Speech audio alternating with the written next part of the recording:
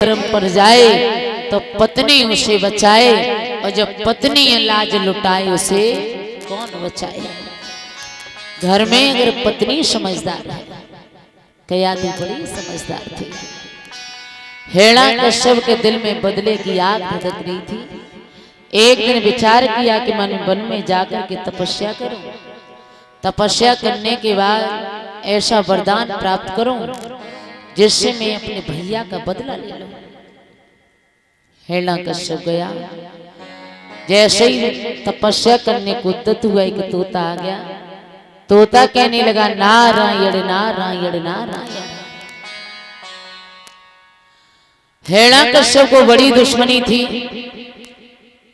नाम सहन नहीं हुआ, आसन उठाया और आगे बढ़े।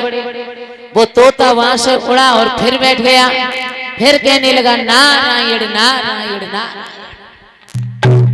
आसन उठाया, घर चलाया। कयादू सोचने लगी महाराज आप तो तपस्या करने गए थे, वापस कैसे आए। जवाब दिया रानी जब मैं तपस्या करने गया तो एक तोता आ गया, तो तोता से इतना डर गए तुम वापस चले आए। डरने की बात नहीं है रानी। वो तोता क्या कह रहा था, वो तोता मेरे दुश्मन का नाम ले रहा था कि बैरिया को ले रहो नाम बनिया में तोता।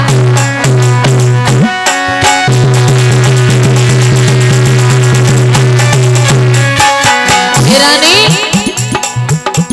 मेरे भजन में पड़ी रहो, बिघन भजन कैसे होता।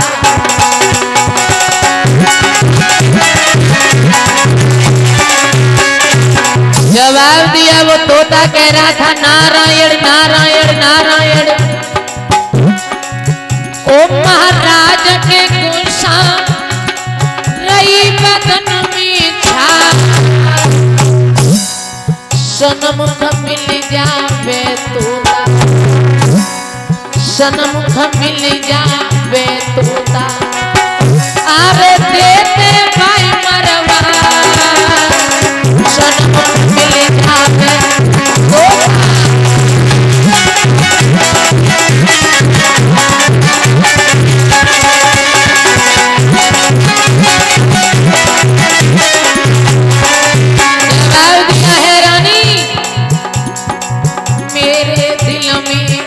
की रैया नाम दुश्मन को ले मेरे दिल में दर्द की रैया नाम बैरी को ले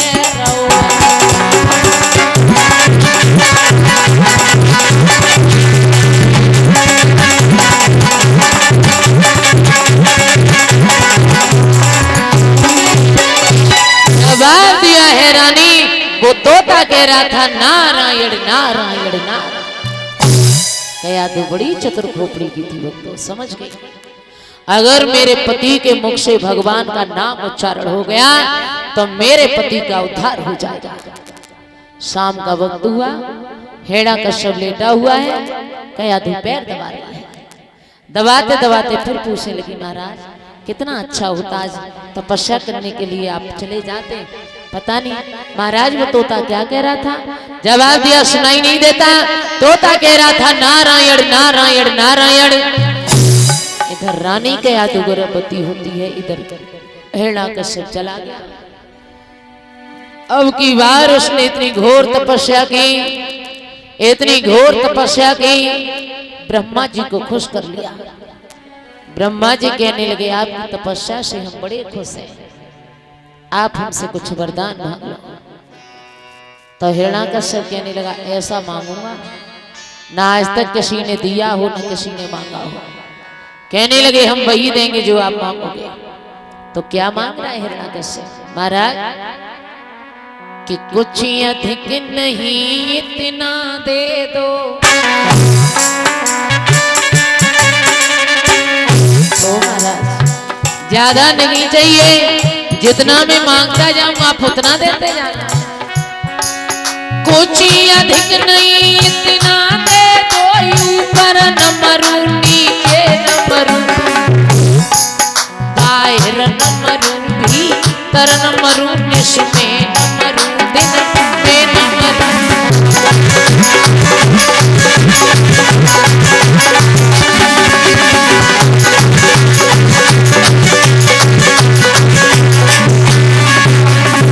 ना तो मेरी मृत्यु ऊपर हो न नीचे, न बाहर हो न भीतर।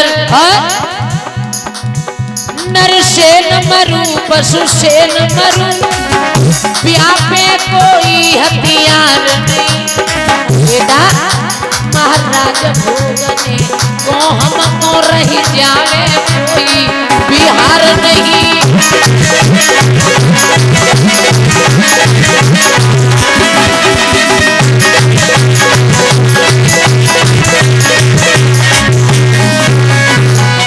जवाब दिया है, ना तो मेरी मृत्यु ऊपर हो न नीचे, न दिन में हो न रात में, न नर से हो न पशु से,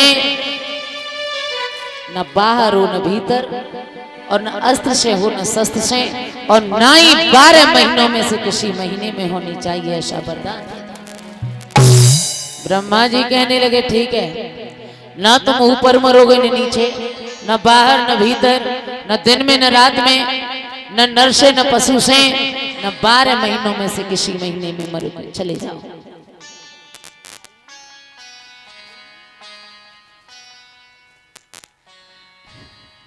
जवाब दिया है महाराज, लौट करके वापस आए।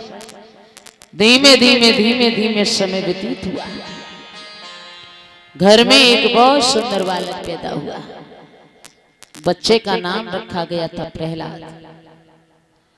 प्रहलाद कुछ बड़े हुए तो बच्चा होता है ना, वो एक कोरा कागज होता है महाराज। वह बच्चे को जैसा बनाओ वैसा बन जाता है। बच्चे की पहली गुरु होती है बच्चे की माँ।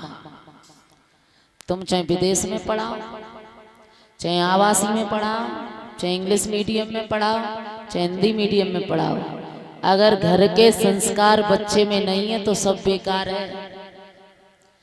बच्चे को तुमने विदेश में कर दिया, पढ़ रहा है, अच्छी पढ़ाई है, लेकिन घर के बारे में कुछ जान नहीं रहा है तो वो किसी काम का नहीं होता है।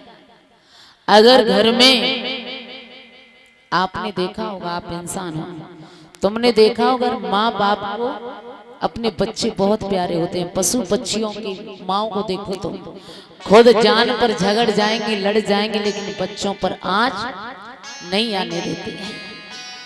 और ये माँ शब्द होता है ना, ये माँ, ऐसा शब्द तो दुनिया में कोई और नहीं है। इस माँ जैसा प्यार दुनिया में कोई और प्यार नहीं महाराज। सारे रिश्तों में स्वार्थ हो सकता है,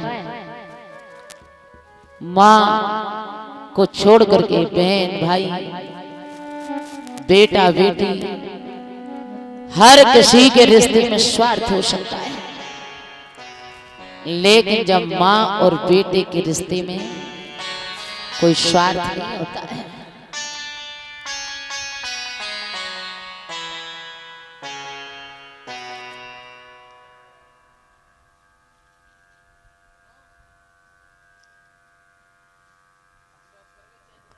ये कितना बचाया, बच्चे पूछते हैं कितना कमाया, तब एक माई होती है जो पूछती है बेटा क्या तूने अभी तक कुछ नहीं खाया। आपने देखा होगा जब बच्चे की नौकरी लग जाए ना, नौकरी, और परदेश चला जाए, तब बहुत दिनों के बाद घर आने को फोन करेगा, तो पत्नी को कहेगा कि मैं घर आ रहा हूँ छुट्टी लेकर के, तो ये बता मैं क्या लेकर के आऊं। तो पत्नी बता देगी ये नहीं रहा, वो नहीं रहा, ये लाना है, वो लाना है। बच्चों को पूछेगा तो बच्चे बता देंगे ये खिलौना लाना है, ये सामान लाना है। बहन बता देगी, भाई बता देगा। लेकिन जब बच्चा कहेगा कि मेरी माँ से बात कराओ, तो जब फोन माँ के कान पे जाएगा ना, तो लड़का कहेगा माँ मैं कल छुट्टी लेकर के घर आ रहा हूँ, तू ये बता मैं तेरे लिए क्या लेकर के आऊं। तो माँ का एक ही शब्द होता है बेटा तू मेरे लिए कुछ मत लाना, तू तो ये बता तू कल आकर के क्या खाएगा, मैं तेरे लिए क्या बना लूं। ये माँ होती है बच्चों। इस माँ जैसा प्यार दुनिया में कोई प्यार नहीं होता है। कि कितना निर्मल और पावन है जिय माँ बेटे का नाता। हर रिश्ते में खोट हो सकता है, हर रिश्ते में स्वार्थ हो सकता है, हर रिश्ते में लालच हो सकता है, लेकिन माँ के अगर 10 बेटाएं तो माँ ने एक भी बेटे को किसी स्वार्थ से नहीं पाला। कि कितना निर्मल और पावन है जिय माँ बेटे का नाता। 9 मासी गर्भ में रखती उस माँ को शीश झुकाता। माँ ने हजारों कष्ट सहे, बूढ़े बाप ने पूरी जिंदगी लगा दी कि मेरा बच्चा बड़ा हो जाए, पढ़ा लिखा करके बच्चे को बड़ा किया। जब नौकरी लग गई तो माँ सोचती है कि जब मेरा बच्चा कामयाब हो जाएगा तो मेरे सारे दुख सुख में बदल जाएंगे। लेकिन भक्तों, जब बच्चे की नौकरी लग जाती है ना, शादी अच्छे घर से हो गई, पढ़ी लिखी बहू घर में आई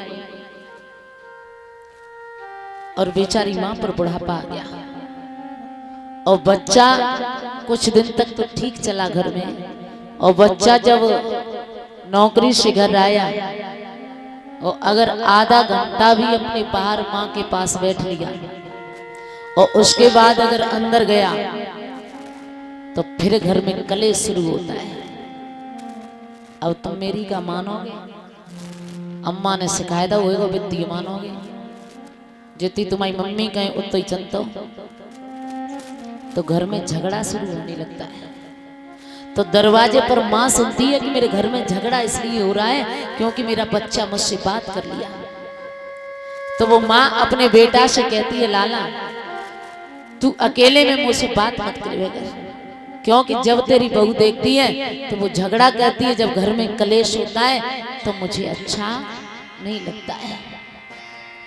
लोग कहते हैं कि लड़की वालों ने कन्यादान किया, लड़की को दान किया, लेकिन सच में तो ये होता है कि सबसे बड़ा दान ये माँ करती है, सबसे बड़ा बलिदान ये माँ करती है।